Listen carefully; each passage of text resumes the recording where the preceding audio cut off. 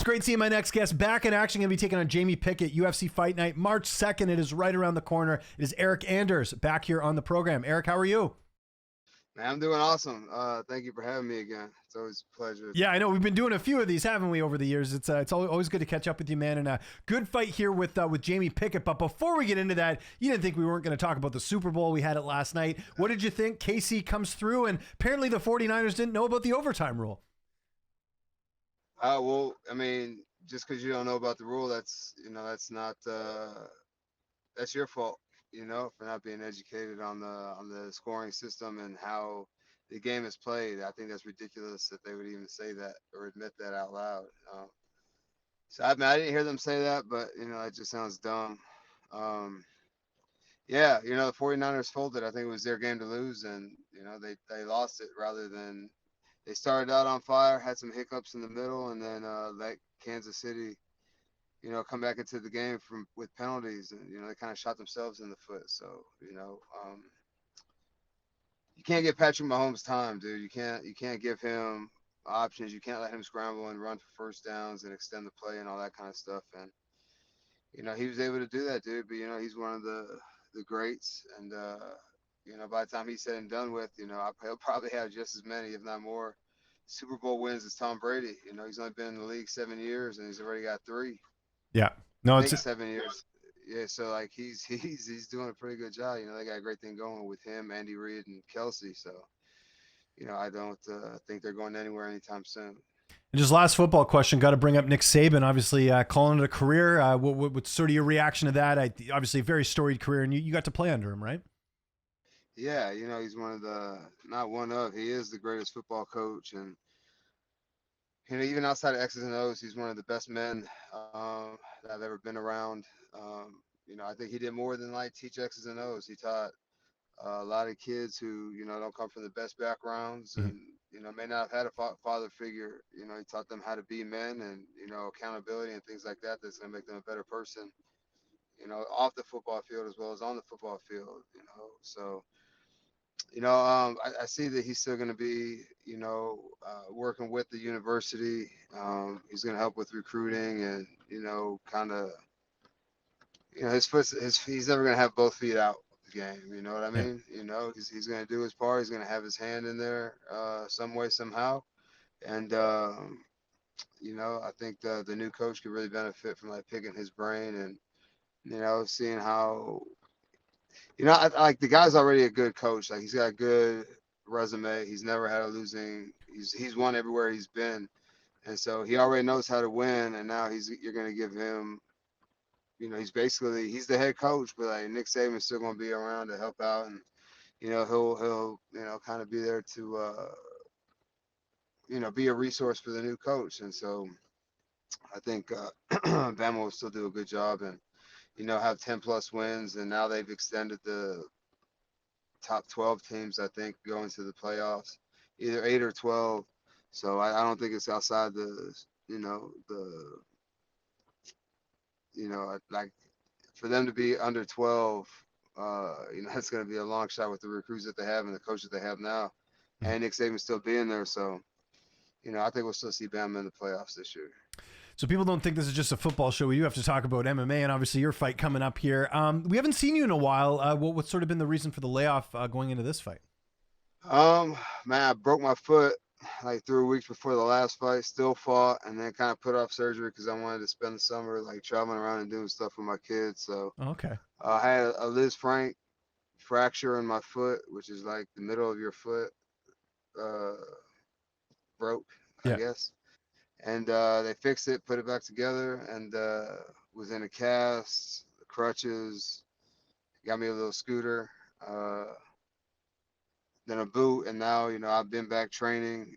Did a grappling tournament to kind of test it out a little bit, and felt good. And now here we are about 3 weeks away from fighting Jamie Pickett. That we are. Were you pretty familiar with Jamie before taking this fight? Was he a guy you were kind of aware of in the division? Yeah, not I don't know him, but I've seen him fight.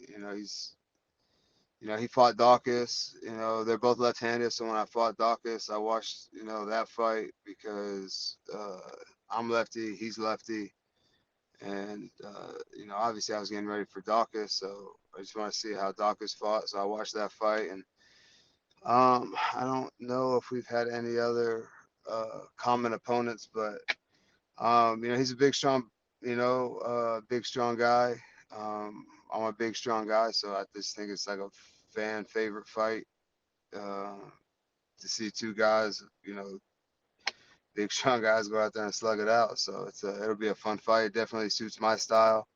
Probably a little bit more than his, but I think it'll be a good one. Training camp. I see you're back home in Alabama training there. Any cross training this camp, or has it all been at home base? It's all been at home, you know. All that traveling and training other places is good and stuff, but you know, being gone for 2 months at a time, and then I come back, you know, my kids have, you know, pimples on their face. They're a little bit taller, their voice is cracking and stuff. So I just feel like I was missing too much,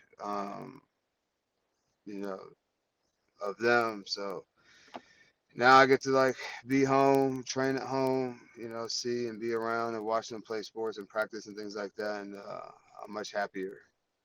Um, Not that I wasn't happy, but like, you know, obviously I have a soft spot for my kids. So, Of course, you yeah. know, I want to see them and see them do well. I got to see my kid win, my oldest win I guess it's like state for wrestling for middle school. I got to see him compete and win that. So, you know, I would have been away at camp, you know, while he did that. So, um, yeah, you know, my heart is fulfilled, you know. Yeah, no, I hear you. You don't want to miss those big moments. I got two boys as well, and I definitely don't want to be like missing certain stuff because you don't get those memories back, right? So I completely understand Yeah, that. sure. Who have you been training with back home in Alabama? Who've been some of the main training partners?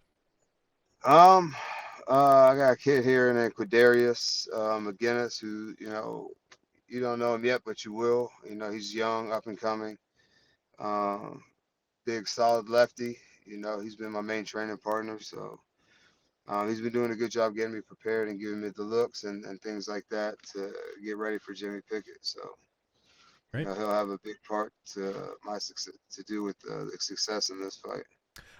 What about the weight cut? I know, 185 sort of a process to get down to, and you've been off for a bit. How's all that going ahead of the matchup?